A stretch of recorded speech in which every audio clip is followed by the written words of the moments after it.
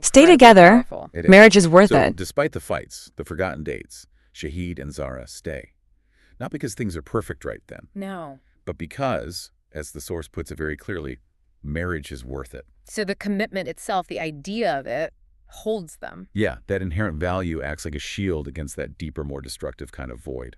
That kind of emptiness is definitely something to think about. And it leads us to another really fascinating point the source makes about how our own minds can sometimes, well, work against us here. Oh, yeah. Let's dig into this observation about our brains. The human brain. It's strange. It magnifies the small. Precisely. And this isn't just like a random observation. It's a known cognitive bias, Yeah. often called the negativity bias. Right, where we focus on threats or flaws. Exactly. It helped us survive evolutionarily. But in relationship, What can backfire? big time. Mm. The source gives examples. Yeah. A forgotten birthday suddenly feels like your whole being, your soul, is forgotten. Mm-hmm. Or a missed gesture, maybe totally unintentional, feels like a complete lack of love. So our wiring, meant for spotting danger, kind of sabotages intimacy. It can, yeah. Yeah. It makes these relatively minor things feel disproportionately huge, significant, threatening almost. That's a powerful point. So our brain is kind of programmed to overreact to the small stuff, which brings up a really important question, doesn't it? How do we fight that? How can we actively counteract this tendency to let the little details overshadow the whole relationship, especially if it's hardwired?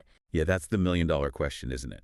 And I think the first step is just being aware of it. Okay. Knowing that your brain does this, that it tends to magnify the negative, allows you to pause and challenge that initial reaction. So, like, recognize the feeling, but question its scale. Exactly. Ask yourself, is this really as big a deal as it feels right now?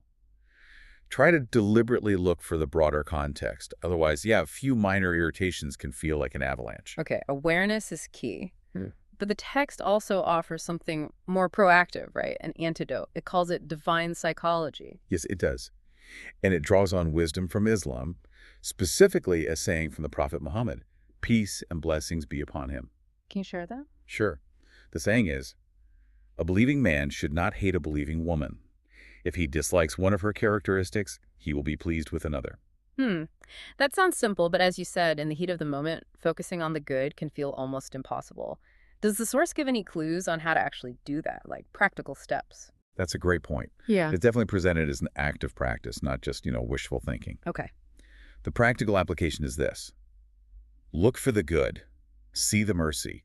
Let the faults shrink in the shadow of gratitude. Let the faults shrink in the shadow of gratitude. I like that. Me too. Yeah. It's not about pretending problems don't exist or ignoring valid issues. Right, not denial. No. It's a conscious choice